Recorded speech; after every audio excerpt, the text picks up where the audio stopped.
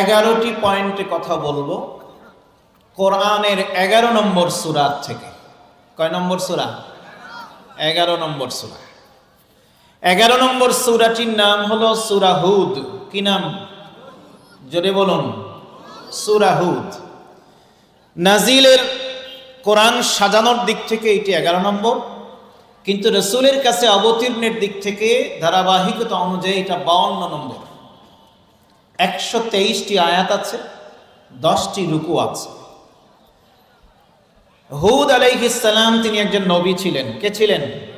তার নামে এই সূরা। আল্লাহ তাআলা তাকে ইয়েমেনের আহকাফ, বালুর টিলা, বালুর পাহাড়, আহকাফ শব্দের অর্থ, এই অঞ্চলে পাঠিয়েছিলেন আদ জাতির কাছে।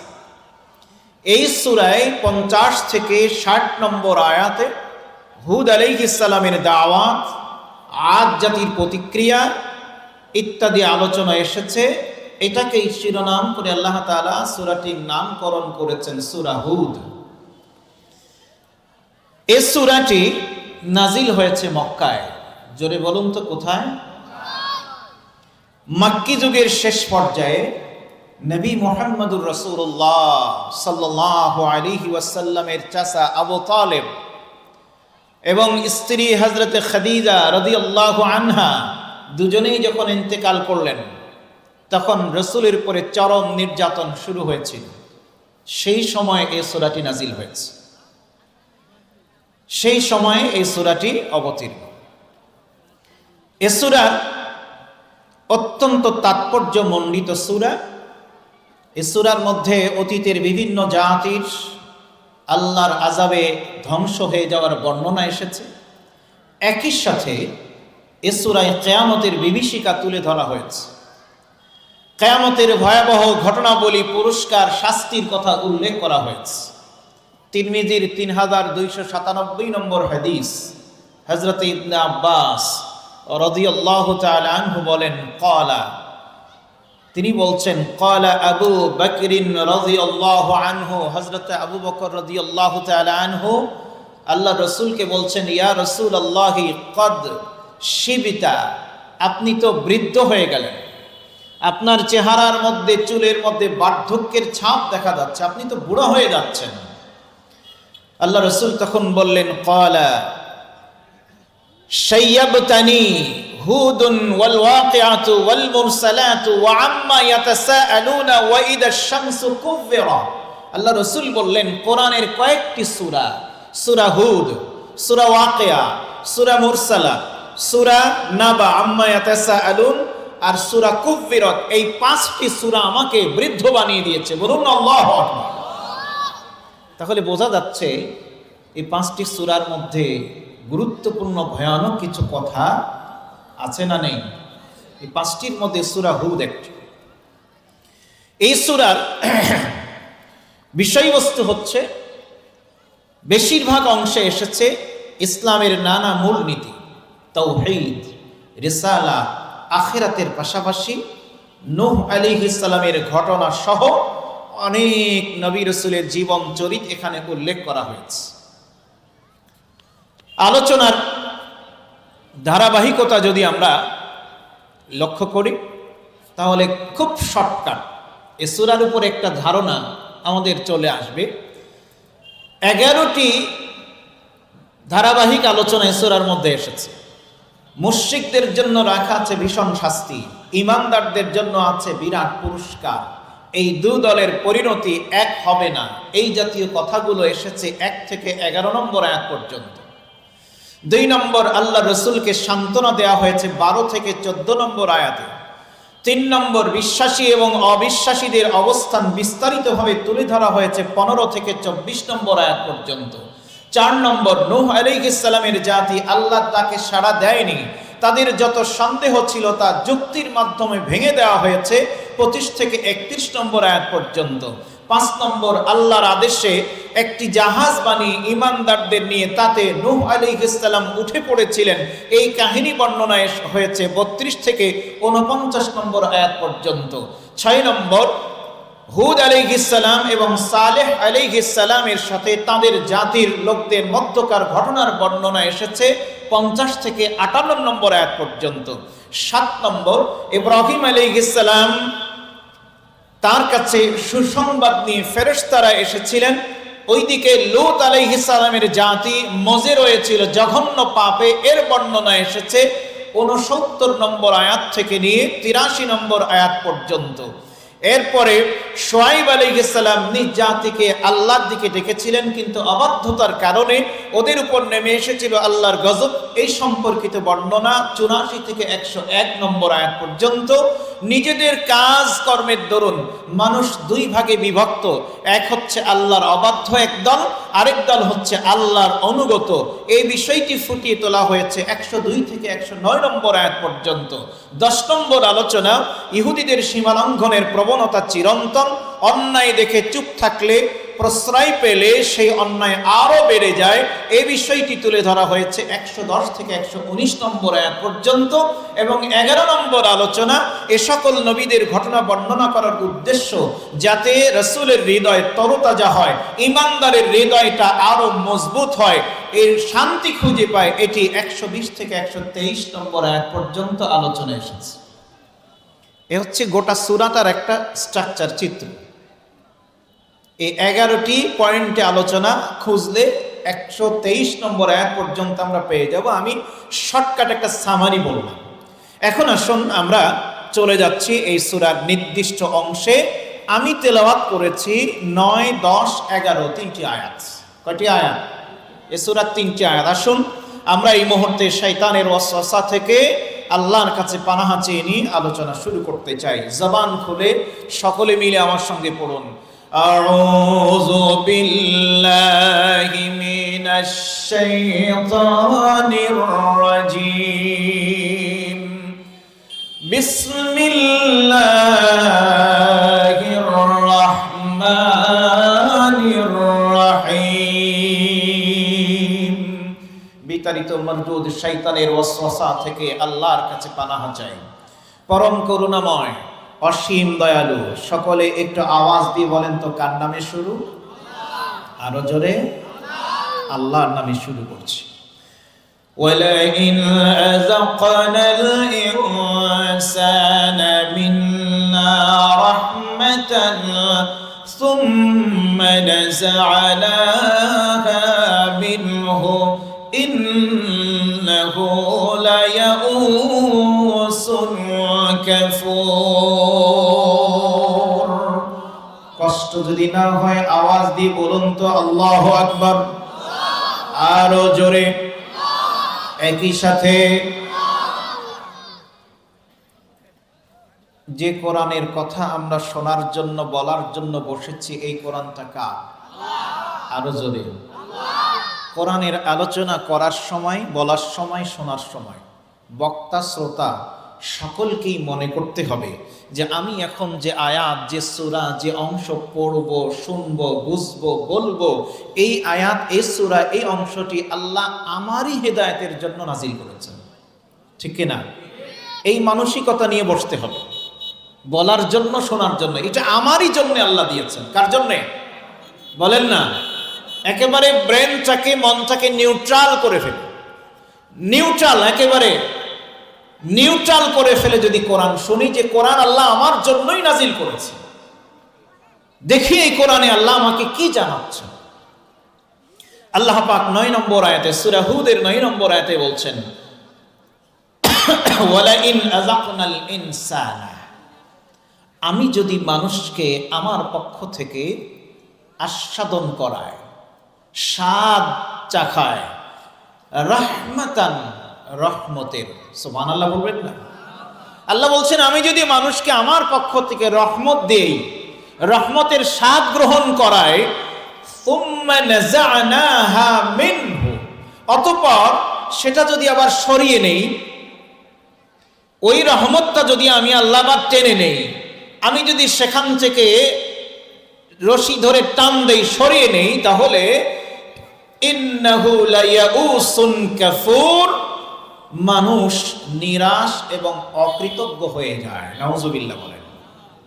মানে আল্লাহর রহমতকে তারা স্মরণ করে না। আচ্ছা, আমরা একটা কথা জানতে চাই আপনার কাছে, আপনাদের কাছে আমি, সেটি হলো যে আমরা এখানে যারা বসে আছি, যারা বসি নাই, যারা দূরে এবং কাছে, মা বোনেরা সহ, আমরা সবাই কি আল্লাহর রহমত চাই? সবাই চাই? সবাই বলেন চাই কি না? আসুন আমরা এগিয়ে যাই। আমি আগেই বলেছি 11 তারিখ, 11-র সাথে মিল করে আমার আলোচনা। প্রথম আলোচনাটি খেয়াল করি আমরা। প্রথম 11-র সাথে মিল করে 11 নম্বর সূরার 11টি পয়েন্টে সূরার একটা ধারণা দিয়েছি। 11 নম্বর সূরা সম্পর্কে আলোচনা। দ্বিতীয় পয়েন্টের যে আলোচনা আসবে সেটা হলো যেই 11টি আমলের মাধ্যমে এই যে 9 নম্বর আয়াতে বলা হলো রহমতের কথা, আমরা সবাই রহমত চাই তো? জোরে বলেন চাই কি না? কোন কোন কাজ করলে, কোন 11টি কাজ করলে 11 তারিখের সাথে মিল করে কোন 11টি কাজ করলে আল্লাহ তার রহমতের দরজা খুলে দেন? আল্লাহ যদি রহমতের দরজা খুলে দেন তাহলে আমরা খুশি না বেজা? মোহনপুরবাসী খুশি না? জাহানাবাদের মানুষ খুশি না? আল্লাহ যদি রহমতের দরজা ওপেন করে দেন, খুলে দেন, তাহলে বলেন আমরা খুশি না বেজা? তাহলে ওই কাজটি আমরা, আল্লাহ রহমতের দরজা খুলে দিক, এটা আমরা চাই না চাই না? কারা কারা চাই একটু দুই হাত তুলে দেখান দেখি। লিল্লাহে তাকবীর, লিল্লাহে তাকবীর। মাশাআল্লাহ, আল্লাহ কবুল করুন। তাহলে আসুন পয়েন্ট আকারে আমরা একটু দেখে নেই যে আল্লাহর রহমতের দরজা কি কি কারণে খুলে যায়, যেহেতু আমরা রহমত চেয়েছি। এর আগে একটি হাদিস জেনে নিই। হযরতে আবু হুরায়রা রাদিয়াল্লাহু তাআলা আনহু থেকে বর্ণিত হাদিস। তিনি বলেন, সামি'তু রাসূলুল্লাহ সাল্লাল্লাহু আলাইহি ওয়াসাল্লাম ইয়াকুল, রাসূলুল্লাহ সাল্লাল্লাহু আলাইহি ওয়াসাল্লামকে বলতে শুনেছি। হযরত আবু হুরায়রা বলেন, আল্লাহর রাসূল বলেছেন কি, লাই ইউদখিলা আহাদান আমালুহু আল জান্নাহ। রাসূল বলছেন কোন মানুষ, কোন ব্যক্তি শুধুমাত্র আমলের দ্বারা জান্নাতে যেতে পারবে না। খেয়াল করেন খুব ভালো করে কথা। আমি নিয়মিত নামাজ আদায় করি, 5 ওয়াক্ত সালাত আদায় করলাম, তাহাজ্জুদ আদায় করলাম, রমজানে রোজা রাখলাম, হজ করলাম, কোরআন তেলাওয়াত করলাম, তাসবিহ তাহলিল সকাল সন্ধ্যা পড়লাম, হাতে একটা লম্বা তাসবিহ আমি জপতে থাকলাম, সব আমি করি, দান খায়রাত করলাম, সব কিছু আমি করলাম, কোনো দিকে গ্যাপ নাই। মনে মনে তৃপ্ত, মনে মনে হয়তো আমি সন্তুষ্ট, মনে মনে হয়তো আমি আত্মতৃপ্তি লাভ করে মনে করতেছি যে ইবাদত বন্দেগী ফরজ ওয়াজিব সুন্নাত আর নফল আমি করি, আমার জান্নাত ঠেকাই কে? অনেকের মধ্যে এরকম চিন্তা আসে না যে আমল আমি করি, আমার জান্নাত কে ঠেকায়? কিন্তু রাসূল বলছেন আমলের দ্বারা কেউ জান্নাতে যেতে পারবে না। তাহলে প্রশ্ন, আমল ছেড়ে দেব না? ক্বালু, সাহাবারা জিজ্ঞেস করলেন, ওয়ালা আনতা ইয়া রাসূলুল্লাহ, ওগো আল্লাহর রাসূল, আমলের দ্বারা আপনিও জান্নাতে যাবেন না? ক্বালা, রাসূল বললেন, লা ওয়ালা আনা, আমিও না। আল্লাহু আকবার! কি কথা! রাসূল বলছেন আমলের দ্বারা আমিও জান্নাতে যেতে পারব। তাহলে ইল্লা আইয়াতাগাম্মাদানি আল্লাহু বিফাদলিন ওয়া রাহমাতিন। আল্লাহু আকবার! আল্লাহ যদি কাউকে অনুগ্রহ না করেন, আল্লাহ যদি কাউকে দয়া না করেন, রহমত না করেন, তাহলে সে জান্নাতে যেতে পারবে না। তাহলে তিরমিজির, এটা বুখারীর এই হাদিস, বুখারীর 5158 নম্বর হাদিস। এই হাদিস থেকে বোঝা গেল আল্লাহর রহমত ছাড়া কেউ জান্নাতে যেতে পারবে? জোরে বলেন পারবে? এখন আল্লাহর রহমতটা যেন আমাদের কাছে আসে, এই জন্যই ইবাদত, এই জন্যই আমল করতে হয়, ঠিক না বেঠিক? তাহলে আল্লাহর রহমত আমরা সবাই চাই তো? জোরে বলেন চাই কি না?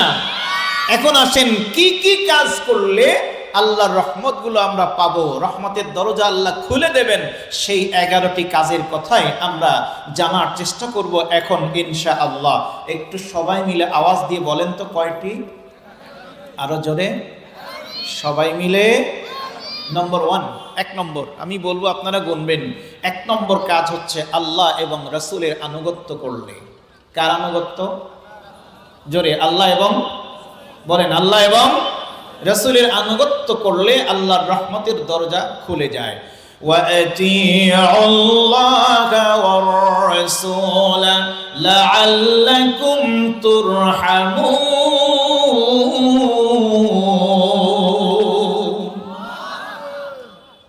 প্রত্যেকটা আয়াতে আমি নিয়ে আসবো লাআল্লাকুম তুরহামুন, অবশ্যই আল্লাহ বলছেন তোমাদের উপরে রহম করা হবে, দরজা আমি খুলে দেব।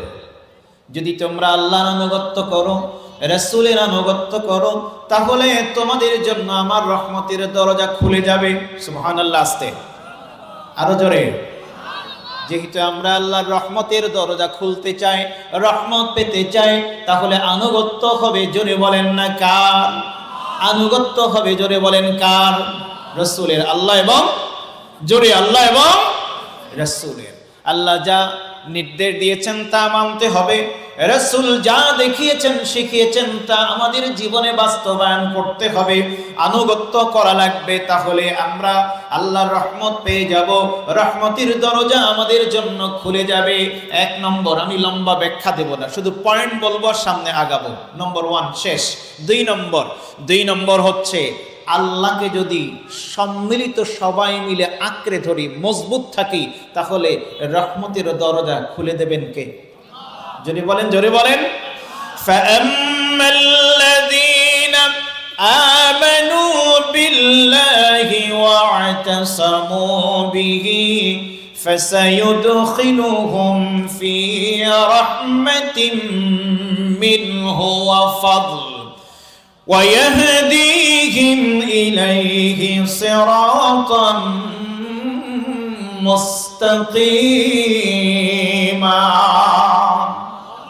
আল্লাহ বলছেন ফাআম্মাল্লাযীনা আমানু বিল্লাহি, যারা আল্লাহর প্রতি ঈমান আনবে, ওয়া'তাসামু বিহি, এবং আল্লাহকেই মজবুতভাবে ধরবে। কাকে ধরবে? জোরে জোরে বলেন, বলেন। আল্লাহকে ধরবে। আল্লাহকে ধরা কি জিনিস? বলবেন যে আল্লাহকে পাবো কেমনে, আল্লাহকে ধরবো কই? হ্যাঁ, মনে করেন মিলন ভাই আজকে আসবেন, মিলন ভাইকে আপনারা আসলেন, আপনারা কয়েকজন মিলে ধরলেন, ভাই পাইছি অনেক দিন পর, আপনাকে এই করা লাগবে, আসলো, ধরে ফেললেন। ওই রকম কি আল্লাহকে ধরতে পারবেন? আল্লাহকে ওই রকম ধরা না। আল্লাহকে ধরা কি সেটা কোরআনে আল্লাহই ব্যাখ্যা করছেন, আল্লাহই তাফসীর করে দিচ্ছেন। সূরা আলে ইমরানের মধ্যে আল্লাহ বলেন ওয়া'তাসিমু বিহাবলিল্লাহি জামিআন ওয়া লা তাফাররাকু। আমি আল্লাহকে ধরা মানে হলো ওয়া'তাসিমু বিহাবলিল্লাহি ওয়া লা তাফাররাকু, তোমরা আমার পাঠানো কোরআনকে আঁকড়ে ধরো, পরস্পর বিচ্ছিন্ন হয় না, এক থাকো। এটা হলো আল্লাহকে ধরা। কোরআনকে কেন্দ্র করে, কোরআন নিয়ে তোমরা বিভেদ করো না, এক থাকবে, বিচ্ছিন্ন হবে না, জাতীয় হবে, জাতিগতভাবে দেশবাসী, এলাকাবাসী সবাই ঐক্যবদ্ধ থাকবে, এক থাকবে, বিভেদ করবে না, বিচ্ছেদ করবে না। ঠিক কিনা জোরে বলেন। এক যদি থাকি তাহলে রহমত নাজিল করবেন কে? তাহলে 1 নম্বর আল্লাহ এবং রাসূলের আনুগত্য। 2 নম্বর কাকে আঁকড়ে ধরা? কাকে? বলেন, বলেন। আল্লাহকে আঁকড়ে ধরলে রহমত নাজিল করবেন, জোরে বলেন কে? 3 নম্বর কোরআন অনুসরণ করলে রহমতের দরজা আল্লাহ খুলে দেবেন। সুবহানাল্লাহ বলেন। সূরা নামের 155 নম্বর আয়াত আল্লাহ বলেন ওয়া হাযা কিতাবুন আনজালনাহু মুবারাকুন ফাত্তাবিউহু ওয়াত্তাকু লাআল্লাকুম তুরহামুন। আল্লাহ বলছেন ওয়া হাযা কিতাবুন, এই যে কিতাব, আনজালনাহু, আমি এটা নাজিল করেছি, মুবারাকুন, বরকতময় করে নাজিল করেছি। এই কোরআনে শুধু বরকত আর বরকত। ফাত্তাবিউহু, অতএব কোরআনে যা বলা হয়েছে, যা দেয়া হয়েছে, এগুলো তোমরা মেনে চলো। তাহলে আল্লাহ তাআলা কোরআনকে কি করতে বলছেন? মানতে বলছেন, শুধু তেলাওয়াত করার জন্য না। কোরআন শুধু তেলাওয়াত করা শোনার জন্য না, কোরআন মানতে বলা হচ্ছে। ঠিক কিনা বলেন? কোরআন তোমরা মেনে চলো, তাহলে কি হবে? লাআল্লাকুম তুরহামুন, অবশ্যই তোমাদেরকে রহমত করা হবে। সুবহানাল্লাহ। রহমতের দরজা কে খুলবেন? তাহলে রহমত দরজা খোলার 3 নম্বর জিনিস কি? জোরে বলেন, জোরে বলেন। কোরআনের অনুসরণ, কোরআনের অনুসরণ। এবার আসুন 4 নম্বর, রহমতের দরজা যদি আমরা খোলা পেতে চাই, আল্লাহর রহমত যদি অবারিত আমরা পেতে চাই, 4 নম্বর কাজ হলো তাকওয়া অবলম্বন করতে হবে। জোরে বলেন, কি অবলম্বন করলে রহমত নামবে? জোরসে বলেন, আরো জোরে। জোর হলো না। আরে সামনে তো আসতেছে ফেব্রুয়ারি মাসে, একটু ব্যাটারি চার্জ করা লাগবে না? হ্যাঁ, ব্যাটারি চার্জ তো করা লাগবে নাকি? বিগত সময়ে বেশি চার্জ করতে পারেননি, এখন তো চার্জ আরো ভালো করে করা লাগবে, কি ঠিক না? তা আওয়াজ না আসলে কেমনে হবে? তাহলে বলেন 4 নম্বর যে পয়েন্ট, কি অবলম্বন করলে রহমত নাজিল হবে আল্লাহ? জোরে বলতে হবে, কি? তাকওয়া। আল্লাহ পাক সূরা আরাফের 156 নম্বর আয়াতে বলেন, ওয়া রাহমাতি ওয়াসিআত কুল্লা শাই ফাসাআকতুবুহা লিল্লাযীনা ইয়াত্তাকুন। আল্লাহ পাক বলেন, ওয়া রাহমাতি ওয়াসিআত কুল্লা শাইইন, আমার রহমত সমস্ত কিছুর উপরে ছেয়ে আছে। সুবহানাল্লাহ বলেন। ফাসাআকতুবুহা, খুব ভালো করে খেয়াল করেন, এবার ভাষাটা শোনেন, আল্লাহর বক্তব্যটা শোনেন। সুতরাং ফাসাআকতুবুহা, সুতরাং আমি তা লিখে দেব। খেয়াল করেন, আল্লাহ বলছেন আমার রহমত সমস্ত কিছুর উপরে, এই রহমতটা আমি লিখে দেব তাদের জন্য, আল্লাযীনা লিল্লাযীনা ইয়াত্তাকুন, তাদের জন্য আমি লিখে দেব যারা তাকওয়া অবলম্বন করে। সুবহানাল্লাহ বলবেন না? যারা তাকওয়া অবলম্বন করে তাদের জন্য আমি আল্লাহর রহমত লিখে দেব, একেবারে লিখে রেজিস্ট্রি করে দেব। কম কথা না। খেয়াল করেছেন আল্লাহর কথাটা, যে আল্লাহর ভয় তাকওয়া যে অবলম্বন করবে, আল্লাহ বলছেন আমি আমার রহমত তার জন্য একেবারে রেজিস্ট্রি করে দেব। পাকা কাজ, কাঁচা নয়। আল্লাহু আকবার। তাহলে 4 নম্বর হলো আমাদেরকে তাকওয়া অবলম্বন করতে হবে, ঠিক না বেঠিক বলেন? আমি তাকওয়ার বিস্তারিত ব্যাখ্যায় যাব না, সম্ভবত গতকালকে এই বিষয়ে আলোচনা আপনারা শুনেছেন নাকি হুজুর? তাকওয়ার উপরে আলোচনা হয়েছে তো। শুধু শর্টকাট একটি কথা, তাকওয়া সম্পর্কে শর্টকাট 2টো কথা বলে শেষ করতে চাই। সেটা হলো এই, খুব ভালো করে খেয়াল করেন, তাকওয়ার একটি অর্থ হচ্ছে সতর্ক থাকা, বেছে বেছে চলা, সংযত হওয়া। বেছে বেছে চলা কিভাবে? আপনি আপনার বাড়ি থেকে বের হবেন, রাস্তায় উঠবেন, আপনার বাড়ি থেকে রাস্তা পর্যন্ত জায়গাটা কাঁচা। স্বাভাবিক অবস্থায় সুন্দর পোশাক পরে যে গতিতে, যে মশান নিয়ে আপনি বাড়ি থেকে বেরিয়ে রাস্তায় উঠতে পারতেন, আপনি এই দিন দেখলেন যে বের হওয়ার পরে হালকা বৃষ্টি হয়েছে, বৃষ্টিতে জায়গাটা ভিজে গেছে, আবার ওই জায়গাটা গরু, ছাগল, হাঁস, মুরগির বিষটা, ময়লা, আবর্জনা, প্রস্রাব, পায়খানা সব ছড়িয়ে ছিটিয়ে পড়ে আছে। শুকনো অবস্থায় বের হওয়ার সময় যে গতিতে, যে মশান নিয়ে বের হতে পারতেন, আপনি যখন ওই আবর্জনাওয়ালা রাস্তায় বের হবেন, তখন কি ওই মশানে বের হতে পারবেন? একটু আমার দিকে তাকান, কি করি দেখেন তো, মেলে নাকি? আমরা এসে আগে দাঁড়াই, দাঁড়ানোর পরে দেখি যে ওখানে ফাঁকা, ওইখানে এক ধাপ, ওই জায়গায় ফাঁকা, ওইখানে আরেক ধাপ, ওইখানে ফাঁকা, ওইখানে আরেক ধাপ, ওইখানে ফাঁকা, ওইখানে আরেক ধাপ, এইভাবে বেছে বেছে দেখে দেখে ধাপ ফেলি, তাই তো? কথা বলেন না কেন? এই যে বেছে বেছে ধাপ ফেললাম কেন? যেন আমার শরীরে, আমার পোশাকে একটা ময়লা আবর্জনাও লেগে না যায়। কি বুঝতে পেরেছি? আমার কথা বুঝছেন আপনারা? ঠিক অনুরূপ গুনার কাজগুলো, পাপের কাজগুলো, অন্যায়গুলো ডানে বামে, সামনে পেছনে, চতুর্দিকে ছড়িয়ে ছিটিয়ে পড়ে আছে, একটিও যেন আমাকে টাচ করতে না পারে, সতর্কতার সাথে সামনে যাওয়া, সতর্কতার সাথে চলা, এর নাম হলো তাকওয়া। গুনাহ থেকে সতর্কতার সাথে বেছে বেছে চলা। তো এই তাকওয়া যদি অবলম্বন করতে পারি, তাহলেই আল্লাহ আমাদের জন্য রহমত নাজিল করবেন, লিখে দেবেন। সুবহানাল্লাহ বলেন। তাকওয়া অর্জন করতে হলে কিছু জিনিস অর্জন করা দরকার, আর কিছু জিনিস বর্জন করা দরকার। মুত্তাকি হতে হলে কিছু জিনিস অর্জন মানে ঢোকাতে হবে, আর কিছু জিনিস বের করতে হবে। কি ঠিক না বেঠিক? আমাদের মধ্যে থাকা লাগবে কি? খেয়াল করেন, আমাদের মধ্যে থাকতে হবে আন্তরিকতা, আস্থাশীলতা, আমানতদারিতা, আতিথেয়তা, একতা, একাগ্রতা, উদারতা, উৎকৃষ্টতা, কর্তব্য পরায়ণতা, কল্যাণকামিতা, কমলতা, কৃতজ্ঞতা, যোগ্যতা, দক্ষতা, সততা, সত্যবাদিতা, সহনশীলতা, সহযোগিতা, সহমর্মিতা, সক্ষতা, স্বচ্ছতা, সহিষ্ণুতা, স্বকীয়তা, সচেতনতা, সক্রিয়তা, সৃজনশীলতা, সহজতা, স্বতঃস্ফূর্ততা, সাহসিকতা, সামাজিকতা, স্নেহপরায়ণতা, শ্রদ্ধাশীলতা, সময়ানুবর্তিতা, নিয়মানুবর্তিতা, নৈতিকতা, পবিত্রতা, পরিচ্ছন্নতা, পরমত সহিষ্ণুতা, প্রাণবন্ততা, প্রখরতা, ধীরতা, মধুরতা, মমতা, মানবিকতা, মহানুভবতা, মননশীলতা, উন্নত মানসিকতা, মিত্রতা, মিতব্যয়িতা, নম্রতা, ভদ্রতা, শালীনতা, দানশীলতা, বদান্যতা, বাগ্মিতা, বিশুদ্ধতা, বিশিষ্টতা, লজ্জাশীলতা, হিতৈষিতা। বেশি না, মাত্র 60টা তা বলেছি, মাত্র 60খানা। এই তাওয়ালা শব্দ দিয়ে যা যা এগুলো আমাদের অর্জন করা দরকার একজন মুত্তাকি। আর বর্জন কি বর্জন হবে?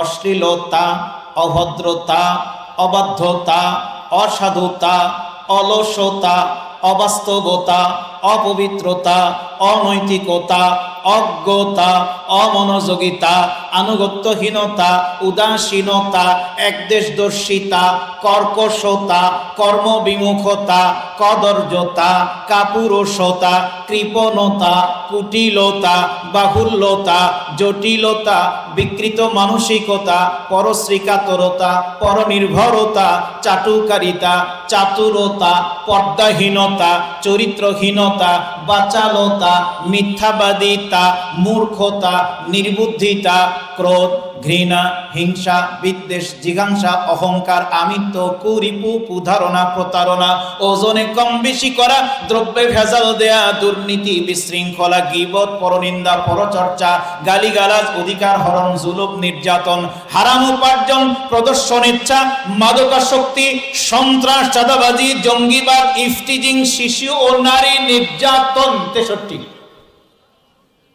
তাহলে বর্জন আর অর্জন এগুলো যদি হয় তাহলে আমি একজন মুত্তাকি, আল্লাহর রহমত একেবারে রেস্টি হয়ে যাবে। সুবহানাল্লাহ, আসতে বলেন। তাহলে মুত্তাকি হওয়ার দরকার আছে না নাই? এই মুত্তাকি হওয়া শেখায় কে? জোরে বলেন। তাহলে আসেন, কয় নম্বর হলো? কয় নম্বর? 4। তাকওয়া অর্জন করতে পারলে রহমত দেবেন কে? জোরসে বলেন, আরো জোরে। এরপরে চলুন 5 নম্বর। 5 নম্বর যেই কাজের মাধ্যমে রব্বুল আলামিন রহমত নাজিল করবেন, 5 নম্বর হলো মনোযোগ দিয়ে যদি কোরআন শোনেন। সুবহানাল্লাহ। মনোযোগের সাথে যদি কেউ কোরআন শোনে তাহলে আল্লাহ রাব্বুল আলামিন তার জন্য রহমতের দরজা খুলে দেবেন। রাব্বুল আলামিন সূরা আরাফের 204 নম্বর আয়াতে বলেন, وَإِذَا قُرِئَ الْقُرْآنُ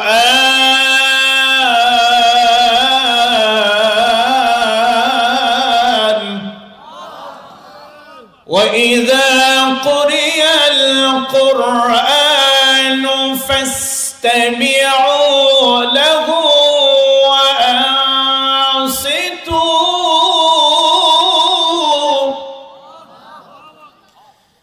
فاستمعوا له وأنصتوا لعلكم ترحمون।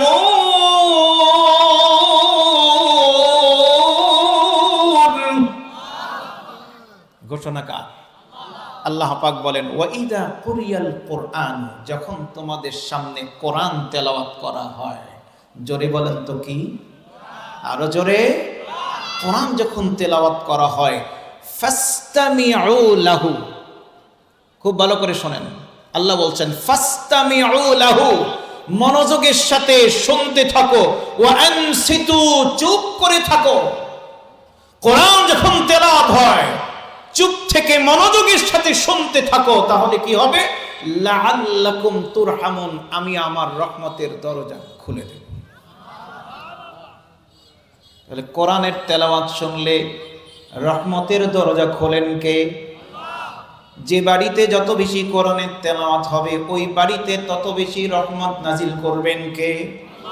যে ব্যক্তি যত বেশি আল্লাহর কোরআন তেলাওয়াত করবেন তিনি তত বেশি আল্লাহর পক্ষ থেকে রহমত পেয়ে যাবেন। যে দেশে যত বেশি কোরআনের চর্চা, কোরআন তেলাওয়াত হবে, সেই দেশে আল্লাহর রহমত তত বেশি নামবে। ঠিক না বেঠিক? আল্লাহর রহমত যদি দেশে, সমাজে, বাড়িতে, পরিবারে নামে, ওই পরিবার থেকে, ব্যক্তি থেকে, পরিবার থেকে, বাড়ি থেকে, সমাজ থেকে, দেশ থেকে, তাহলে রহমত যদি আসে গজবগুলো দূর হয়ে যাবে। ঠিক কিনা? কলস কোনো সময় ফাঁকা থাকে না। কলস, মা বোনেরা খেয়াল করেন, পানি নেওয়া হয় যে কলসে, কলসি, তাই তো? কলস কোনো সময় ফাঁকা থাকে না, হয় পানি থাকবে, না হলে বাতাস। ঠিক কিনা? পানি যদি না থাকে বাতাস থাকবে। পানি দিয়ে ভর্তি যদি করে দেন বাতাস আর থাকবে না। পানি যদি না থাকে বাতাস থাকবে। রহমত যদি না থাকে তাহলে ঘুষ, দুর্নীতি, অন্যায়, অনাচার, অপরাধ, জেনা, ব্যভিচার, সুদ, ঘুষ ইত্যাদি সমাজে থাকবে। আর আল্লাহর রহমত যদি ভরপুর হয়ে যায়, ওই অন্যায়, অনাচার সবগুলো সমাজ থেকে দূর হয়ে যাবে। দুঃখজনক হলো সত্য, আজকে আমাদের সমাজে কোরআন শোনা আবার শোনানোর ব্যবস্থা যতটা না আছে, অন্য কিছু শোনা শোনানোর ব্যবস্থা তার চাইতে বেশি আছে। ঠিক কিনা? জোরে বলেন ঠিক না বেঠে? আজকে ষড়যন্ত্র করা হয়েছে এর আগে বহুবার, এখনো বন্ধ নাই। যে কোরআন শুনলে রহমত নাজিল হবে, সেই কোরআনের মাহফিলকে বন্ধ করে দেওয়া হয়েছিল। ঠিক কিনা? জোরে বলেন। তার মানে ষড়যন্ত্র করা হয়েছিল আল্লাহর রহমত যেন না নামে। আল্লাহর কি ঠেকা পড়েছে আল্লাহর রহমত নামাবেন? আমরা যদি বন্ধ করি রাস্তা, কি ঠিক না বেঠিক? রহমতের দরজা আল্লাহ খুলবেন, কিন্তু নেওয়ার জন্য তো আমাদের রেডি হতে হবে। আমরা যদি বলি যে না নেব না, নেব না, আল্লাহ তো জোর করে দেবেন। আমরা যদি চাই আল্লাহ দেবেন, আল্লাহ রেডি আছেন। কোরআন যত বেশি চর্চা বাড়বে তত বেশি রহমতের দরজা বড় হবে, খুলবে, রহমত নামবে। আমরা এটা পেতে চাই না? চাই না? জোরে বলেন চাই কিনা?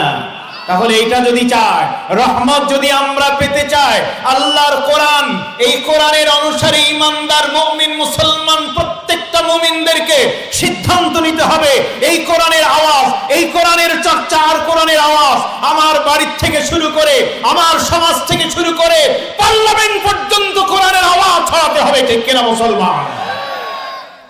তাহলে আল্লাহর রহমত নাজিল হবে। কোরআন ছাড়া, কোরআনের চর্চা যত বাড়বে রহমত নামবে, কোরআনের চর্চা কমবে, রহমত কমে যাবে। ঠিক না বেঠিক? তাহলে আজকে আমরা এই সিদ্ধান্ত নিয়ে এই আমলের জন্য আমাদের মনটাকে আমাদের দৃঢ়ভাবে মজবুত করে মনোবলকে শক্ত করতে রাজি আছি না নাই? জোরে বলে আছি তো ইনশাআল্লাহ। তাহলে 5 নম্বর হলো কোরআন শোনা। আমরা কোরআন শুনবো তো ইনশাআল্লাহ? শুনবো তো? কান আছে দুটো, শুনি আমরা ঠিকই। অনেক যুবকেরা খেয়াল করো, যুবকদের কানের মধ্যে অনেক মাঝে মধ্যে লতা পাতা চারিদিকে থাকে, আর ছোট ছোট দুইটা এখানে গোজা থাকে। পাশ থেকে একজন ডাকতেছে, তাও শুনতে পায়। এই আব্দুল্লাহ, ওর কানই নাই ওদিকে, কারণ ওর কানের মধ্যে আছে অন্য কিছু। ঠিক না বেঠিক? একটা লাইন গিয়েছে মোবাইলে, আর দুটো আছে দুই কানে। কি হয়ে যাচ্ছে ওই করতে গিয়ে কে ট্রেনের নিচে পড়ে মারা যায়, রাস্তায় চলতে গিয়ে অ্যাক্সিডেন্ট হচ্ছে, মা ডাকে, বাবা ডাকে, কোনো হুঁশ নাই। ঠিক না বেঠিক? জোরে বলেন। আর যা শুনতেছে তা ভালো কিছু নয়, ভালো কিছু নয়। তুমি শোনো ভালো কথা, সময় মতো শোনো, কিন্তু আল্লাহর কোরআনটা একটু বেশি শোনার চেষ্টা করো। কোরআনুল কারীম এমন একটি কিতাব, খুব ভালো করে খেয়াল করেন। মুসলিম শরীফের হাদিস, আল্লাহর নবী বলেছেন, আল্লাহ রাব্বুল আলামিন তার নবী যখন আল্লাহর কোরআন সুমধুর স্বরে, সুমধুর কণ্ঠে বিশ্ব নবী যখন কোরআন তেলাওয়াত করেন, নবীজি বলেন আল্লাহ রাব্বুল আলামিন নিজে তার কুদরতি কানটা এমন ভাবে লাগিয়ে দেন, আর অন্য কোনো কিছু শোনার জন্য আল্লাহ নিজে ভাবে কান লাগান না। মুসলিম শরীফের হাদিস। তাহলে যিনি কোরআন নাজিল করলেন তিনিও কোরআন শোনেন। কে? যদি বলেন না কে? আল্লাহ শোনেন। এবার আসেন যার কাছে নাজিল হলো, বিশ্ব নবী জনাবে মুহাম্মদুর রাসূলুল্লাহ সাল্লাল্লাহু আলাইহি ওয়াসাল্লাম। তিনি নিজেও কোরআন শুধু শোনাতেন না, তিনি নিজেও শুনতেন। বুখারীর বর্ণনা, হাদিসের মধ্যে এসেছে আব্দুল্লাহ ইবনে মাসউদ রাদিয়াল্লাহু তাআলা আনহু বলেন, ক্বালা রাসূলুল্লাহ সাল্লাল্লাহু আলাইহি ওয়াসাল্লাম আকরাউ আলাইয়া। আব্দুল্লাহকে বলছেন, আব্দুল্লাহ রে, তুমি আমার সামনে কোরআন পড়ো। আব্দুল্লাহ বলেন, কুলতু আকরাউ আলাইকা ওয়া আলাইকা উনজিলা। আমি আপনার সামনে কোরআন পড়বো, অথচ কোরআন তো আপনার কাছেই নাজিল হয়েছে। আব্দুল্লাহ রসুলকে বলছেন, ইয়া রাসূলুল্লাহ, আমি আপনার সামনে কোরআন পড়বো, কোরআন তো আপনার কাছেই নাজিল হয়েছে। আল্লাহ রসুল কি জবাব দিলেন? রসুল জবাব দিচ্ছেন, ক্বালা, রসুল বললেন, ইন্নী আশতাহি আন আসমাআহু মিন গায়রি। সুবহানাল্লাহ বলুন আগে। রসুল বলছেন, ইন্নী, নিশ্চয় আমি, আশতাহি, আমি পছন্দ করি, আমি ভালোবাসি, আমি প্রাধান্য দিই। অন্য বর্ণনা আছে উহিব্বু, আমি পছন্দ করি কি, আন আসমাআহু মিন গায়রি, অন্যের কাছে আমি শুনবো, এটাকে আমি পছন্দ করি। জোরে বলেন সুবহানাল্লাহ। তাহলে বিশ্বনবী নিজে কোরআন শুনতে পছন্দ করতেন। এ কথা বলার পরে আব্দুল্লাহ ইবনে মাসউদ রাদিয়াল্লাহু তাআলা আনহু, আব্দুল্লাহ ইবনে মাসউদকে, যিনি আল্লাহ রাসূলের হিজরতের 37 বছর আগে মক্কা নগরীতে জন্মগ্রহণ করেছেন। ইসলাম গ্রহণের তালিকায় তিনি ছিলেন 6 নম্বর। কয় নম্বর? ইসলাম গ্রহণের দিক থেকে তিনি 6 নম্বর ব্যক্তি ছিলেন। তিনি বদর, উহুদ, খান্দক এবং বায়াতে রিদওয়ান, এই সমস্ত গুরুত্বপূর্ণ জিহাদ সহ অনেকগুলো জিহাদে অংশগ্রহণ করেছেন। আল্লাহ রাসূলের প্রিয় সাহাবী আব্দুল্লাহ ইবনে মাসউদ রাদিয়াল্লাহু তাআলা আনহু, তিনি কোরআনের বিখ্যাত কারি ছিলেন, সাধক ছিলেন, ইতিহাস খ্যাত, এবং তাফসীরে রাইসুল মুফাসসিরিন বলতে যাদের যাদের নাম সাহাবীদের মধ্যে আসে, 1 নম্বরে আসে আব্দুল্লাহ ইবনে আব্বাস, এবং তারপরে আব্দুল্লাহ ইবনে ওমর, আব্দুল্লাহ ইবনে মাসউদ, এই কয়েকজনের নাম আসে রাইসুল মুফাসসিরিন। সুবহানাল্লাহ বলেন। শুধু তাই নয়, আল্লাহ রাসূল সাল্লাল্লাহু আলাইহি ওয়াসাল্লাম আরেকটি হাদিসে বর্ণনা পাওয়া যায় যে কোরআন যেভাবে নাজিল হয়েছে ঠিক তেমন সুন্দরভাবে যদি কেউ তেলাওয়াত করতে চায়, তেলাওয়াত করে খুশি হতে চায়, তাহলে সে যেন আব্দুল্লাহ ইবনে মাসউদের মতো করে তেলাওয়াত করে। সুবহানাল্লাহ বলেন। তার মানে আব্দুল্লাহ ইবনে মাসউদ ছিলেন, তিনি কারি সাহাবী, অত্যন্ত সুন্দর তেলাওয়াত করতেন। তা আব্দুল্লাহ ইবনে মাসউদকে রাসূল বলছেন, আব্দুল্লাহ পড়ো, আমি অন্যের কাছে শুনতে পছন্দ করি। আব্দুল্লাহ ইবনে মাসউদ রাদিয়াল্লাহু তাআলা আনহু তিনি তেলাওয়াত শুরু করলেন। সূরাতুন নিসা তেলাওয়াত করছেন। তেলাওয়াত করতে করতে যখন পৌঁছে গেলেন ওই আয়াতে, ফাকাইফা ইযা জিনা মিন কুল্লি উম্মাতিন বিশাহীদিন ওয়া জিনা বিকা আলা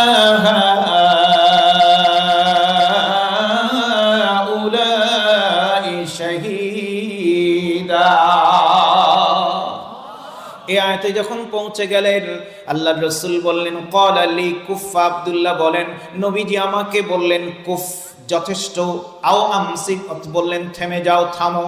আমি থেমে গেলাম। থেমে যাওয়ার পরে আব্দুল্লাহ বলেন, আমি যখন রাসূলের চেহারার দিকে তাকালাম, ফারাআইতু আইনাইহি তাযরিফান, আমি দেখতে পেলাম বিশ্বনবী, দয়াল নবী, তার দুটো চোখ দিয়ে ঝরঝর করে পানি ঝরতেছে। বিশ্বনবী অন্যের কাছে কোরআন শুনে কাঁদছেন। আমাদের সেই মানসিকতা, আমাদের সে আমল কি আছে? নেই। আমাদের কান্না আসবে কি? আমরা তো শুনিই না কোরআন। কোরআন শুনলে না কান্না আসবে নাকি বলেন? কোরআন শুনতে হবে তো, তাহলে না কোরআন অন্তর গলবে, চোখ দিয়ে পানি বের। এই জন্য আমি অনুরোধ করব আমার সম্মানিত জাহানাবাদ মোহনপুরবাসী পুরুষ, মহিলা, যুবক, মা বোনদের সবাইকে, আসুন আমরা প্রতিদিন নিজেরা যেমন পড়বো, একটি সময়, কোনো না কোনো সময় 24 ঘন্টার মধ্যে কোরআন একটু না একটু শুনবই শুনবো, ইনশা, বলেন না ইনশা। আরে কোরআন শোনা তো এখন সহজ, একেবারে সহজ। প্রত্যেকের হাতে হাতে একটা যন্ত্র আছে, আছে না? আছে। আপনি রান্না করছেন, মা বোন রান্না করছেন, আপনি ইউটিউবে ঢোকেন, কত কিছু দেখছেন, কত ভিডিও দেখছেন, কত কি বলে যে এটা কি টিকটক, হ্যাঁ, এগুলো এগুলো দেখতেছেন, নাটক দেখতেছেন, কত কিছু দেখছেন, দেখেন, কিন্তু আপনি মাঝে মধ্যে ইউটিউবে ঢোকেন, ঢোকার পরে কেরাত বা তেলাওয়াতুল কোরআন দেন, আপনি বিশ্ববিখ্যাত কারীদের তেলাওয়াত পাবেন। আপনি ওখানে মসজিদুল হারাম, খানায়ে কাবা, মদিনা মুনাওয়ারার বড় বড় ইমাম হাফেজ যারা, তাদের তেলাওয়াতগুলো পাবেন। অন করে দেন, চলতে থাকুক। আপনি রান্নার কাজ করেন, রান্নাও হচ্ছে, তেলাওয়াতও আপনার কানে যাচ্ছে, আপনার রান্নায় বরকত হবে, আপনার ঘরে বরকত হবে, আপনার বাড়িতে আল্লাহর পক্ষ থেকে রহমত নাজিল হবে। আপনি দোকানে যাচ্ছেন, দোকানে বসবেন, উদ্বোধন করবেন, বেচা কেনা শুরু করবেন, আল্লাহর কোরআনের তেলাওয়াত দিয়ে শুরু করেন। আপনি মাঠে যাচ্ছেন, আপনি যা মুখস্থ আছে গুনগুন করে একটু তেলাওয়াত করতে করতে যান, দেখবেন আল্লাহর পক্ষ থেকে সব কাজে, সব জায়গায় বরকত দেবেন, রহমত দেবেন কে? জোরে বলেন না, জোরে বলেন না কে? রহমত নাজিল করবেন আল্লাহ তাআলা। সুতরাং এই কাজটি আমাদের করার দরকার আছে নাকি নাই? জোরে বলেন, আছে না নাই? কোরআন তেলাওয়াত শুনলে আল্লাহ কেমনে রহমত নাজিল করেন? এই যে আব্দুল্লাহ ইবনে মাসউদ রাদিয়াল্লাহু তাআলা আনহুর কথা বললাম, তার বর্ণনাটাই আমরা ইতিহাসের মধ্যে পাই। হযরত ওমর রাদিয়াল্লাহু তাআলা আনহু বলেন, দ্বিতীয় খলিফা হযরত ওমর, তিনি বলেন, একদিন রাতের বেলা রাসূলের সাথে আমরা একত্রে ছিলাম, এক জায়গায় বসা ছিলাম। সঙ্গে আছেন হযরত আবু বকর, আমি আছি, আলী আছে, এইরকম ৩-৪ জন সাহাবী আমরা আছি। আল্লাহ রাসূলের সাথে আমরা বসা ছিলাম। আল্লাহর নবী আমাদের নিয়ে গুরুত্বপূর্ণ মদিনা নামক রাষ্ট্রের রাষ্ট্রীয় কিছু গুরুত্বপূর্ণ বিষয় নিয়ে আলোচনা করলেন। কি বিষয় নিয়ে? রাষ্ট্রের গুরুত্বপূর্ণ কিছু বিষয় নিয়ে আলোচনা করলেন আমাদের সাথে। রাষ্ট্রীয় গুরুত্বপূর্ণ বিষয়। আচ্ছা, রাষ্ট্রীয় গুরুত্বপূর্ণ কোনো বিষয়কে রাষ্ট্রবিজ্ঞানের ভাষায় বলা হয় রাজনৈতিক বিষয়, ঠিক না ভাই? ঠিক। তাহলে বিশ্বনবী এই সাহাবীদের নিয়ে রাষ্ট্রীয় গুরুত্বপূর্ণ বিষয় নিয়ে আলোচনা করছেন, তার মানে রাসূল রাজনীতির কাজ করেছেন নাকি? আবু বকর খলিফা, ওটা রাজনীতি না। হযরত ওমর খলিফা, এটা রাজনীতি না। হযরত ওসমান খলিফা, এটাও রাজনীতি না। হযরত আলী খলিফা, এটাও মনে হয় রাজনীতি না নাকি? হ্যাঁ, কথা বলেন না কেন আপনারা? আমরা হুজুররা বললে রাজনীতি হয়, আর ওনারা খলিফা ছিলেন, ওটা রাজনীতি না।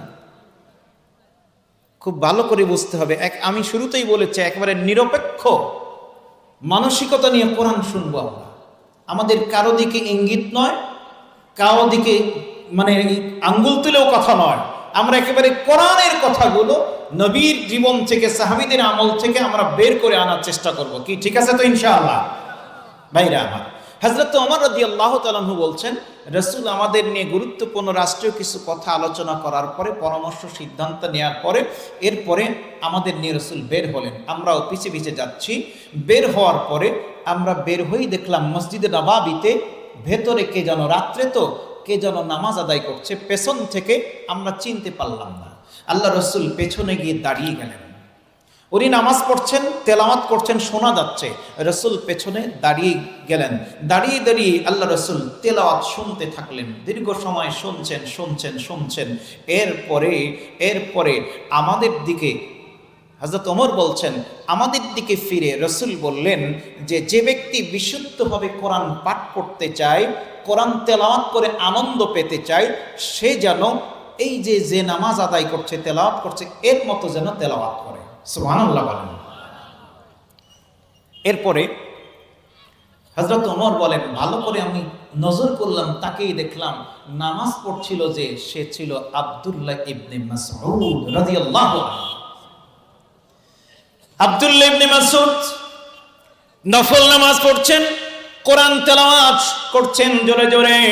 আল্লাহর নবী পেছনে দাঁড়িয়ে দাঁড়িয়ে তেলাওয়াত শুনছেন। আবু বকর আছে, ওমর আছে, ওসমান আছে, আলী আছে, তারাও রাসূলের সঙ্গে শুনছেন। নামাজ শেষ করে আব্দুল্লাহ ইবনে মাসউদ নামাজ শেষ করে তিনি আল্লাহর কাছে চাইতে শুরু করলেন, দোয়া শুরু করলেন। আল্লাহ রাসূল পেছনে দাঁড়িয়ে দাঁড়িয়ে, আব্দুল্লাহ ইবনে মাসউদ শুনতে পাচ্ছে না, কিন্তু পাশে ওমর শুনতে পাচ্ছেন, আবু বকর শুনতে পাচ্ছেন। তাদেরকে শুনিয়ে শুনিয়ে আল্লাহর নবী আব্দুল্লাহর দিকে লক্ষ্য করে বলছেন, তুমি চাইতে থাকো, তোমাকে দেওয়া হচ্ছে। আমি দেখতে পাচ্ছি আল্লাহ তোমার উপরে রহমত নাজিল করছে। রাসূল বলছেন, হযরত ওমরের বর্ণনা হাদিস এটা, যে রাসূল বলছেন, আব্দুল্লাহ তুমি চাইতে থাকো, চাইতে থাকো, তুমি যে তেলাওয়াত করেছো নামাজের মধ্যে আমি নিজে শুনেছি পেছনে দাঁড়িয়ে, এখন তুমি আল্লাহর কাছে চাচ্ছ, তুমি চাইতে থাকো, আল্লাহ তোমাকে দিতে থাকবেন, দিতে আছেন, দিচ্ছেন। সুবহানাল্লাহ, সুবহানাল্লাহ। হযরত ওমর রাদিয়াল্লাহু তাআলা আনহু কোরআনের এই মর্যাদার কারণে হযরত আব্দুল্লাহ ইবনে মাসউদকে পরবর্তীতে তিনি করেছিলেন, তিনি কুফায় হযরত আব্দুল্লাহ ইবনে মাসউদকে কোরআনের শিক্ষক করে সেখানে দায়িত্ব দিয়ে পাঠিয়েছিলেন। জোরে বলেন সুবহানাল্লাহ। শুধু কোরআনের শিক্ষক না, কুফার প্রধান কাজীর দায়িত্ব পালন করেছেন। প্রধান বিচারপতি ছিল কুফার হযরত আব্দুল্লাহ ইবনে মাসউদ রাদিয়াল্লাহু আনহু। তাহলে ভাইরা আমার, মা বোনেরা, যুবকেরা, কোরআন শুনলে রহমত দেবেন কে? জোরে জোরে, আরো জোরে। দুঃখজনক হলো সত্য, আপনারা নিউজে দেখেছিলেন প্রাইমারি স্কুলে গানের শিক্ষক, সঙ্গীতের শিক্ষক নিয়োগ দেওয়ার একটা প্রজ্ঞাপন জারি হয়েছিল, ঠিক না? কি ঠিক না বে ঠিক? সারা দেশ থেকে ওলামায়ে কেরামের পক্ষ থেকে, সকলের পক্ষ থেকে বলা হলো যে প্রাইমারি স্কুলে গানের শিক্ষক, সংস্কৃতি ওই নাচ গানের শিক্ষক নয়, প্রাইমারি স্কুলগুলোতে নিয়োগ করা দরকার কোরআনের শিক্ষক, ঠিক কিনা বলেন? শুরুতেই যেটার দ্বারা আল্লাহর রহমত নাজিল হবে সেটা দেওয়া দরকার, আর যেটা দিয়ে রহমত বন্ধ হবে সেটা দেওয়ার জন্য ব্যস্ত। তার মানে হলো 16-17 বছর পরে, দেশ স্বাধীন হওয়ার পরেও, 24 জুলাই গণ আন্দোলন বিপ্লব হওয়ার পরেও বোঝা যাচ্ছে শয়তানি ওই ষড়যন্ত্রগুলো, ওই চাপগুলো এখনো মাথার উপরে জেকে বসে আছে, ঠিক কিনা জোরে বলেন? এগুলো দূর করতে হবে, তা না হলে আল্লাহর রহমত পাওয়া পুরোপুরি যাবে না। আল্লাহর রহমত পেতে হলে কোরআন তেলাওয়াত বাড়াতে হবে, কোরআন তেলাওয়াত শোনার পরিবেশ বেশি বেশি করে তৈরি করতে হবে। আল্লাহ তৌফিক দিন, কবুল করুন, জোরে বলুন আমিন। কয়টা গেল মনে নাই? আল্লাহ রহমত পাওয়ার আমল কয়টা বলবো বলেছি? 5 মানে 5, 5, 10 আর 1, কয়টা? 11 তারিখের সাথে মিল করে কয়টা বলবো? 11 হলো। কয়টা? 5টা হয়েছে। 6 নম্বর, আল্লাহ রহমত পাওয়ার জন্য, রহমতের দরজা খুলে যাবে, 6 নম্বর যে কাজ সেটা হলো সালাত কায়েম আর যাকাত আদায়। কি বলেন? সালাত কায়েম আর যাকাত আদায় করলে, সালাত কায়েম করবেন, যাকাত আদায় করবেন, রহমতের দরজা খুলবেন কে? জোরসে, আরো জোরে, আরো জোরে। সূরা নূর আয়াত নম্বর 56 আল্লাহ পাক বলেন, وَأَقِيمُوا الصَّلَاةَ وَآتُوا الزَّكَاةَ وَأَطِيعُوا الرَّسُولَ لَعَلَّكُمْ تُرْحَمُونَ। আল্লাহ বলছেন আকিমুস সালাতা, নামাজ কায়েম করো, ওয়া আতুজ যাকাতা, যাকাত আদায় করো, যাকাত ভিত্তিক অর্থ ব্যবস্থা চালু করো, তাহলে রহমত নাজিল করবেন, রহমতের দরজা খুলে দেবেন কে? জোরে বলুন আল্লাহ। তাহলে কাজ নম্বর 6 সালাত আর যাকাত। জোরে বলেন কি? আরো জোরে। এখন আপনারা বলেন তো, এই আয়াত অনুযায়ী নামাজ কায়েম আমাদের সমাজে আছে নাকি নাই? আসতে বলেন, আরো আসতে। আল্লাহ বলছেন আকিমুস সালাত, নামাজ কায়েম। কায়েম শব্দের অর্থ হচ্ছে আকামা, ইউকিমু, মুকিমু ইত্যাদি রূপান্তরে বিভিন্ন রকমের শব্দ কোরআনে আছে। আকিমু আদেশসূচক শব্দ। আল্লাহ বলছেন আকিমু, প্রতিষ্ঠা করো, কায়েম করো, প্রতিষ্ঠিত করো, সোজা করো, দাঁড় করা। এই নামাজ কায়েমের অনেকগুলো অর্থ তাফসিরে আছে, অনেকগুলো অর্থ। সবগুলো যদি আমরা নিয়ে আসি, একটা অর্থ হলো নামাজের ফরজিয়াত, ওয়াজিবাত, সুনান, যে নিয়ম কানুনগুলো আছে সেগুলো ঠিক মতো আদায় করা, এটা একটা। দ্বিতীয় হচ্ছে নামাজ নিয়মিতভাবে আদায় করা। 3 নম্বর নামাজের সাথে লেগে থাকা। 4 নম্বর নামাজের যা শিখলাম সেগুলো জীবনে নিজের মধ্যে, সমাজের মধ্যে বাস্তবায়ন করা। 5 নম্বর নামাজ কায়েম, প্রতিষ্ঠিত মানে হলো, উদাহরণ দেওয়া হচ্ছে, যেমন পোশাক পরা প্রতিষ্ঠিত জন্য সমাজে উলঙ্গ মানুষ খুঁজে পাওয়া যায়, কথা বলে না, সমাজে উলঙ্গ মানুষ খুঁজে পাওয়া যায় না, পোশাক পরা প্রতিষ্ঠিত আছে এই জন্য, ঠিক না ঠিক? তো নামাজ কায়েম করা মানে হলো মুসলমান যে দাবি করবে বেনামাজি একটাও খুঁজে পাওয়া যাবে না, সবাই নামাজি হবে, এটার নাম হলো নামাজ কায়েম। এবার বলেন তো আমাদের সমাজে নামাজ কায়েম আছে? জোরে বলতে হবে, আছে? যদি নামাজ কায়েমের অর্থ ধরি যে সঠিকভাবে সুন্দরভাবে নামাজের যে নিয়ম কানুনগুলো আর আহকামগুলো সঠিকভাবে আদায় করা, এটা যদি আমরা ধরি, তাও দেখবো আমরা যারা নামাজি নিয়মিত আমরাও ফেল। কিভাবে ফেল? খুব ভালো করে খেয়াল করেন, ফেল কিভাবে?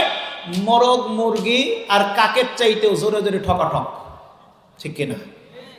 রুকু দিয়েছি, সুবহান রাব্বিয়াল আযীম, সুবহান রাব্বিয়াল আযীম তিনবার তো কমপক্ষে বলতে হবে, করে শেষ। সিজদায় গিয়েও তাই, সোজা হয়ে রুকু থেকে দাঁড়ানো, সোজা হওয়া ওয়াজিব, মাথা সোজা হলোই না ঠকাস। এক সিজদা দেওয়ার পরে উঠে বসা, এই বসার পরে দোয়া আছে না নাই হাদিসে? কথা বলেন, আছে কি না? লম্বাটা যদি আপনার মুখস্থ নাও থাকে, অন্তত ছোট করে হলেও পড়েন আল্লাহুম্মা গফিরলি, আল্লাহুম্মা গফিরলি, এতটুকু বলেন, কি ঠিক না ঠিক? কিন্তু দেখা যায় আমাদের নামাজ কি হয়, সিজদা থেকে মাথা কোন রকমে উঠতে না উঠতে ঠকাস। নাম তার মানে ট্রেন ফেল হবে, বাস ফেল হবে, বিমান ফেল হবে, এত তাড়াহুড়ো। তার মানে এই জায়গাতে নামাজিরাও নামাজ কায়েম করছি না, ঠিক না বেঠে? আর যারা নামাজ পড়েই না, তাদের তো ধারে কাছেই নাই। তাহলে আল্লাহর রহমত নাজিল কেমনে হবে? আল্লাহ বলছেন আকিমুস সালাত, নামাজ কায়েম করো, আর যাকাত ভিত্তিক অর্থ ব্যবস্থা, যাকাত আদায় করো। তাহলে রহমত নাজিল করবেন কে? জোরে বলে, রহমত নাজিল করবেন কে? আল্লাহ। এইজন্য আল্লাহ রাব্বুল আলামিন কোরআনুল কারীমে এই সূরা নূরের 56 নম্বর আয়াতে যেমন বলে দিলেন নামাজ কায়েম করো আর যাকাত আদায় করো, তাহলে লাআল্লাকুম তুরহামুন, রহমত নাজিল করবেন। জোরে বলেন কে? আরো জোরে বলেন না কে? আল্লাহ রাব্বুল আলামিন এই কারণে কোরআনে সূরা হজের মধ্যে বলেন আল্লাযীনা ইম্মাক্কান্নাহুম ফিল আরদি আকামুস সালাতা ওয়া আতাউস যাকাতা ওয়া আমারু বিল মা'রুফি ওয়া নাহাউ আনিল মুনকার। যখন রাষ্ট্র ক্ষমতায় যাবে, এই যে আপনাদের প্রিয় ভাই, কোরআনের আয়াত দিয়ে বলি, মনে করেন মিলন ভাই তিনি জাতীয় সংসদে গেলেন, সেখানে যাওয়ার পরে আল্লাহ বলে দিচ্ছেন, সংসদে যাওয়ার পরে উনি যদি বক্তৃতা দেন, উনি যদি বিল উত্থাপন করেন, মাননীয় স্পিকার, আমি মুসলমান, আমি সংসদের সদস্য হয়েছি, বাংলাদেশে নামাজ কায়েম করতে হবে, যাকাত ভিত্তিক অর্থ ব্যবস্থা চালু করতে হবে, আর এইটা যদি পাশ হয়ে যায়, সবাই সমর্থন যদি দিয়ে দেয়, তাহলে আল্লাহর পক্ষ থেকে দেশের জন্য রহমতের দরজা খুলে যাবে, ঠিক কিনা? এই জন্য আল্লাহ বলছেন যে দায়িত্বশীল যারা হবে তাদেরও কাজ হচ্ছে নামাজ কায়েম, যাকাত চালু করা। আল্লাহ তাআলা তৌফিক দিন, জোরে বলুন আমিন। তাহলে কয় নম্বর গেল? 6। 7 নম্বর আল্লাহর রহমতের, 7 নম্বর আল্লাহর রহমত নাজিলের, আল্লাহর রহমতের দরজা খুলে যাওয়ার 7 নম্বর, খেয়াল করেন, 7 নম্বর আমল, 7 নম্বর কাজ হচ্ছে, মাধ্যম হলো আল্লাহর রাস্তায় হিজরত এবং জিহাদ করলে। কার রাস্তায়? আল্লাহর রাস্তায় হিজরত আর জিহাদ করলে রহমতের দরজা খুলবেন কে? সূরা বাকারা 218।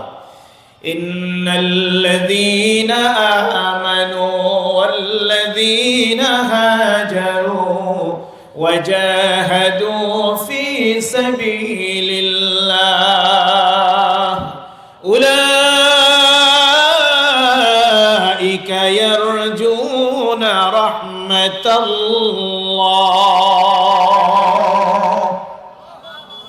আল্লাহ পাক বলেন নিশ্চয় যারা ঈমান এনেছে, ওয়াল্লাযীনা হাজারু, যারা হিজরত করেছে, প্রয়োজনে হিজরত করা লাগলে করতে হবে, ওয়াজাহাদু ফি সাবিলিল্লাহ, আল্লাহর রাস্তায় যারা জিহাদ করেছে, আল্লাহ বলেন উলাইকা ইয়ারজুনা রাহমাতাল্লাহ, এরা আল্লাহর রহমত চায়, আমি আল্লাহর রহমতের দরজা খুলে দেব। তাহলে হিজরত করলে, জিহাদ করলে রহমতের দরজা খুলবেন কে? অনেকে জিহাদ শব্দটা শুনলে ভয় পায়, ওরে বাবা, কিন্তু আল্লাহ বলছেন জিহাদ করলে রহমত দেবেন কে? জোরসে বলেন, আল্লাহ। রহমত দিবেন আল্লাহ। সম্মানিত ভাইরা আমার, তাহলে 7 নম্বর পেলাম। আমি আগেই বলেছি ব্যাখ্যা নয়, শুধু পয়েন্ট বলবো আর কোরআনের আয়াত। 7 নম্বর হলো হিজরত আর জিহাদ করলে কি নাজিল হবে? বলেন বলেন, কি নাজিল হবে? রহমত নাজিল হবে। এরপরে আসেন 8 নম্বর। আল্লাহর রহমতের দরজা খোলার 8 নম্বর মাধ্যম উপায় হলো উত্তম আচরণের অধিকারী হওয়া। কি আচরণ? জোরে বলতে হবে, আরো জোরে। আমি নামাজি, রোজাদার, হজ করেছি, আমি ডিগ্রিধারী, আমি পিএইচডি ধারী, কিন্তু আমার আচরণ যদি আপনার সাথে ভালো না হয়, আমার আচরণ যদি আমার পিতা মাতার সাথে ভালো না হয়, আমার আচরণ যদি আমার ভাই বোনের সাথে ভালো না হয়, আমার আচরণ আমি স্বামী আমার স্ত্রীর সাথে যদি ভালো না হয়, আমার আচরণ যদি যুবকদের সাথে ভালো না হয়, আমার আচরণ আমি শিক্ষক, আমার আচরণ যদি ছাত্রদের সাথে ভালো না হয়, আচরণ ভালো না হলে রহমত পাওয়া যাবে না। তাহলে রহমত পাওয়ার জন্য আচরণটা ভালো হতে, কথা বলেন, ভালো হতে হবে। কথা আমার না আল্লাহ রাব্বুল আলামিনের ঘোষণা। আল্লাহ বলছেন সূরা আরাফ 56 নম্বর আয়াত, ওয়ালা তুফসিদু ফিল আরদি বা'দা ইসলাহিহা ওয়াদউহু খাওফান ওয়া তামাআ ইন্না রাহমাতাল্লাহি করিব, ইন্না রাহমাতাল্লাহি করিবুম মিনাল মুহসিনিন।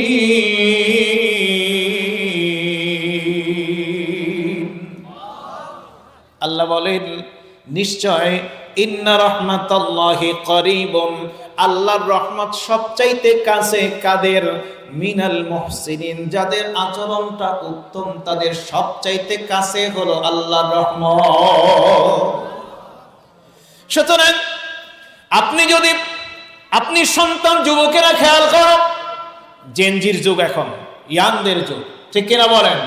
ইয়াংরা তো দেশ পরিবর্তন করে ফেললো। এই পরিবর্তন করতে গিয়ে যদি ইয়াং মনে করে আমি তো সেই না, আচরণ হবে তোমার সবচেয়ে সুন্দর। তোমার আচরণ পিতা মাতার সাথে যদি সুন্দর হয়, রহমত নাজিল করবেন, জোরে বলেন কে? তোমার আচরণ যদি বয়স্কদের সাথে, বড়দের সাথে, সিনিয়রদের সাথে ভালো হয়, ছোটদের প্রতি স্নেহশীল হয়, তাহলে রহমত নাজিল করবেন আল্লাহ। তোমার আচরণ আত্মীয় স্বজনের সাথে সুন্দর হবে, মানুষের সাথে কথা বলার সময় আদবের সাথে কথা বলতে হবে, চাল চলনটা হবে ভদ্র, অহংকার করা যাবে না, দাপট দেখানো যাবে না, সন্ত্রাসী কর্মকাণ্ড করা যাবে না, অহংবোধ করা যাবে না, ঠিক কিনা? যত বেশি নম্র ভদ্র, যত বেশি আদব আমরা হব, আচরণটা যত সুন্দর করব আর করতে পারবো, তত বেশি রহমতের দরজা খুলে যাবে, রহমত নাজিল হতে থাকবে। জোরে বলেন সুবহানাল্লাহ। গেল 8। 9 নম্বর হলো রহমতের দরজা খোলার 9 নম্বর মাধ্যম হলো ক্ষমা প্রার্থনা করা। কার কাছে? জোরসে বলেন কার কাছে? আল্লাহ রাব্বুল আলামিন সূরা নামলের 46 নম্বর আয়াতে বলেন, ক্বালা ইয়া কওমি লিমা তাস্তাজিলুনা বিস-সাইয়্যিআতি ক্বাবলাল হাসানাহ লাউলা তাস্তাগফিরুনাল্লাহা লাআল্লাকুম তুরহামুন। আল্লাহ বলেন লাউলা তাস্তাগফিরুনাল্লাহ, তোমরা যদি আল্লাহর কাছে ক্ষমা প্রার্থনা করো, লাআল্লাকুম তুরহামুন, তাহলে তিনি তোমাদের জন্য রহমত নাজিল করবেন। তাহলে বলেন তো আল্লাহর কাছে ক্ষমা চাওয়ার দরকার আছে না নাই? আরো জোরে বলেন আছে না নাই? ক্ষমা চাই না সে, গুনাহ করে না যে। কি একমত আপনারা? একমত না? ক্ষমা চাই না সে, গুনাহ করে না যে। যার কোনো গুনাহ নাই তার ক্ষমা চাওয়ার দরকার নাই। কিন্তু তারপরেও দেখুন বিশ্বনবী মুহাম্মদুর রাসূলুল্লাহ সাল্লাল্লাহু আলাইহি ওয়াসাল্লাম, নবী তো কোনো গুনাহ ছিল না। সূরা ফাতিহার মধ্যে খোলেন, আল্লাহ বলে দিয়েছেন আগের পরের সমস্ত গুনাহ মাফ। অথচ সেই নবী আল্লাহর কাছে এক হাদিসে আছে ৭০ বার, আর এক হাদিসে আছে ১০০ বার আল্লাহর কাছে ক্ষমা চেয়েছেন।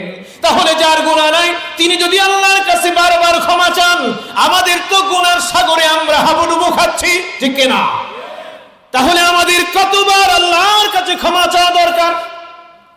যত বেশি ক্ষমা চাইবেন তত বেশি আল্লাহ রহমত করবেন, যত বেশি ক্ষমা চাইবেন আল্লাহ তত বেশি রহমতের দরজা খুলে দেবেন। এই জন্য আল্লাহ পাক সূরা নূহের মধ্যে রব্বুল আলামিন বলেন, হযরতে নূহ আলাইহিস সালাম জাতিকে লক্ষ্য করে দাওয়াত দিতে গিয়ে বললেন, তোমরা আল্লাহর কাছে ইস্তিগফার করো, রবের কাছে ক্ষমা চাও। তাহলে কি করবেন? ফাকুলতুস্তাগফিরু রাব্বাকুম ইন্নাহু কানা গাফফারা। আল্লাহর কাছে, রবের কাছে ক্ষমা চাও, তিনি ক্ষমা করে দেবেন। ২ নম্বর, ইউরসিলিস সামা আলাইকুম মিদরারা। ওই আল্লাহ তোমার জন্য রহমত কিভাবে দেবেন দেখুন, আল্লাহ আসমান থেকে রহমতের বৃষ্টি নাজিল করে ফসল দিয়ে ভরপুর করে দেবেন। ওয়ায়ুমদিদকুম বিআমওয়ালি ওয়া বানিন।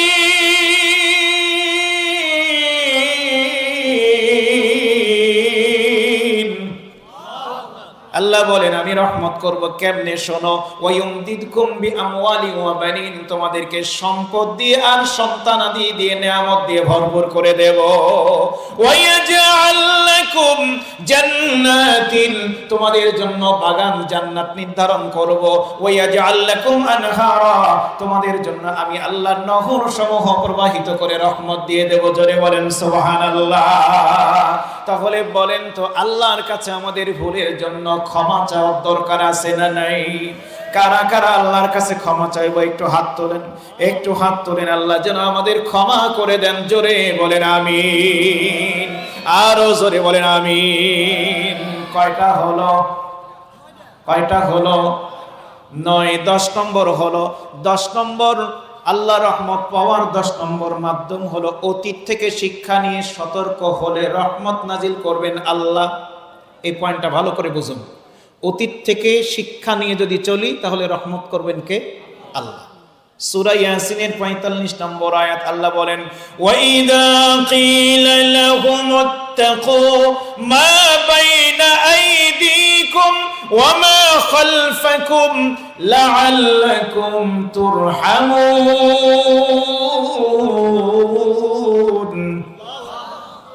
কি কথা আল্লাহ বলছেন?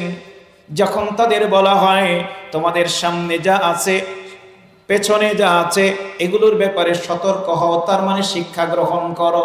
বিগত ১৬ বছরে কি অবস্থাটা হয়েছিল দেশবাসীর, কি অবস্থা হয়েছিল আমাদের, এগুলোর থেকে যদি কেউ শিক্ষা গ্রহণ না করে, এখনো যদি ওই রকম চলতে চায়, তাহলে রহমতের পরিবর্তে গজব দেবেন কে? তাহলে অতীতের যা যা হয়েছে সেগুলো থেকে শিক্ষা যদি গ্রহণ না করি, তাহলে আল্লাহ রহমতের পরিবর্তে যেমনি ভাবে ওনারা দেশে শুধু নয় একেবারে শীর্ষ পদ থেকে শুরু করে নিম্ন পদ পর্যন্ত দেশ ছাড়া কথা বলে না, কথা বলে না। সুতরাং এই শিক্ষা নিয়ে যদি চলি তাহলে রহমত করবেন। আর যদি ভুলে যায় আবারও ওই রকম যদি আমাদের দ্বারা হয়, কারো দ্বারা হয়, তাহলে তাদের পরিণতি ওর চাইতে আরো ভয়ানক হতে পারে, ঠিক কিনা? অতএব অতীত থেকে শিক্ষা নিয়ে যদি সামনের দিকে চলেন রহমতের দরজা খুলবেন কে? জোরে বলেন। অতএব শিক্ষা নেওয়ার দরকার আছে না নাই? যুবকদের মাধ্যমে আল্লাহ সুযোগ করে দিয়েছেন। এখন শিক্ষা নিয়ে যদি এই সুযোগটা কাজে না লাগায়, এই কোরআনকে যদি আমরা জায়গা মতো না পৌঁছাই, তাহলে তো রহমত আমরা পাবো না, ঠিক কিনা? কয়টা হলো? কয়টা হলো? ১০। আর কয়টা আছে? আর কয়টা? একটা। ওই একটা আগামী বছরের জন্য থাক, নাহলে তো দাওয়াত দেবেন না। আমি ওই রকম বক্তা না, দাওয়াত দিলেও আলহামদুলিল্লাহ, না দিলেও সুবহানাল্লাহ। ওই রকম না যে ভাইরাল দিতেই হবে, এমন ভাইরাল যে মঞ্চে আসা যাচ্ছে না। হ্যাঁ, আমাদের দেশের সম্পদ ডক্টর মিজানুর রহমান আজহারি হাফেজাহুল্লাহ, আল্লাহ তাকে হেফাজত করেন, বলুন আমিন। ওনারটা একটু এক্সেপশনাল, উনি আলাদা, কিন্তু উনি ছাড়াও দু একটা এমন আছে, আল্লাহ মাফ করুন, কাজের কাজ, কোরআন হাদিসের তথ্য তেমন নাই, কিন্তু কিছু কিছু ইয়াং পোলাপান খুবই ভক্ত, মঞ্চে আসার সুযোগ পাচ্ছে না, ঠেলে ঠুলে কোনো রকমে মঞ্চে উঠতেছে। আবার এইরকম যারা ভাইরাল তাদেরকে দাওয়াত দেওয়ার জন্যই আমরা ব্যস্ত, ঠিক না? এখান থেকেও রহমত কমে যাচ্ছে, মাহফিলগুলো থেকেও রহমত কমে যাচ্ছে, কারণ আমাদের নিয়াতের গরমিল আছে, আমাদেরও নিয়াতের গোলমাল আছে, শ্রোতাদেরও আছে, কমিটিরও আছে। আমরা অনেকে মাহফিল করি কোন নিয়াতে, অনেক এলাকায় মাহফিল হয় অমুক বক্তাকে আনা লাগবে তাহলে লোক বেশি হবে। আমরা যখন মাহফিলে এসে বক্তৃতা দেই তখন আমরা চিন্তা করি যে এমন ভাবে বলবো যেন পরে আরো 10টা দাওয়াত পাই। আমার নিয়াতও গোলমাল। আর শ্রোতাদের নিয়াত হচ্ছে বক্তা দেখি চেহারা কেমন, কেমন গরম করতে পারে, কেমন হাসাতে পারে, কেমন জমাইতে পারে, কিন্তু মালপানি কি কি বললো এটার দিকে কোনো হুঁশ নাই, কথা বলে না। এইরকম যদি মাহফিলের মঞ্চগুলো, প্যান্ডেলগুলো হয়, আল্লাহ তাআলা রহমত তো নাই হয়ে যাচ্ছে, ঠিক কিনা জোরে বলেন? সুতরাং আমাদের সবকিছুতে সংস্কার আসার দরকার, আল্লাহর সন্তুষ্টির জন্য হওয়া দরকার, ঠিক কিনা জোরে বলেন? তাহলে যে 10টি পয়েন্ট আমি বলেছি, এই 10টি আমল করলে আল্লাহর রহমত যেহেতু পাওয়া যাবে, এগুলো করতে রাজি আছি তো ইনশাআল্লাহ?